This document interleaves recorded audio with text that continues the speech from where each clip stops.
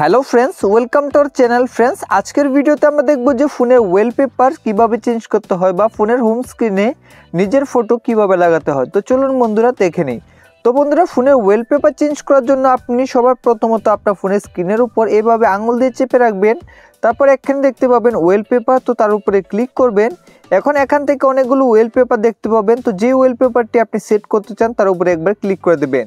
আর যদি বন্ধুরা নিজের ফটো লাগাতে চান তাহলে এই পাশে আসুন। তারপর এখানে দেখতে পাবেন থ্রি ডট, তো থ্রি ডটে ক্লিক করবেন।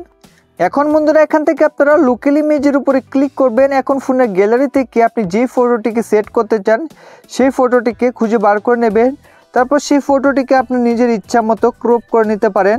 তো এইভাবে ক্রপ করে নেওয়ার পর এখন এখান থেকে বন্ধুরা আপনারা এই রাইটের উপরে ক্লিক করে দেবেন। তাহলে এই ফটোটি কিন্তু আপনার ফোনের হোম স্ক্রিনে ওয়ালপেপারে সেট হয়ে যাবে। তো আমি আপনাদের ব্যাক করে দেখিয়ে দিচ্ছি। আর যদি বন্ধুরা এইভাবে ক্লিক করার পর এখানে আপনাদের যদি ওয়ালপেপার না আসে তাহলে আপনি একটি কাজ করতে পারেন। আপনি ফোনের সেটিংসে আসবেন। তো সেটিংসে আসার পর এখন একটু নিচে আসুন, এখানে দেখতে পাবেন লক স্ক্রিন অ্যান্ড ওয়ালপেপার, তো তার উপরে ক্লিক করবেন।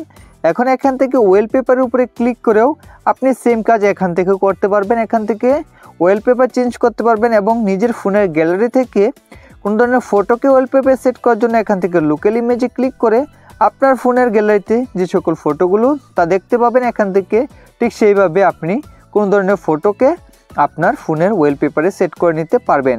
আশা করি আজকের ভিডিওটি দেখে আপনিও আপনার ওয়ালপেপার চেঞ্জ করতে পেরেছেন। ভিডিওটি ভালো লাগলে লাইক করে দেবেন। ধন্যবাদ।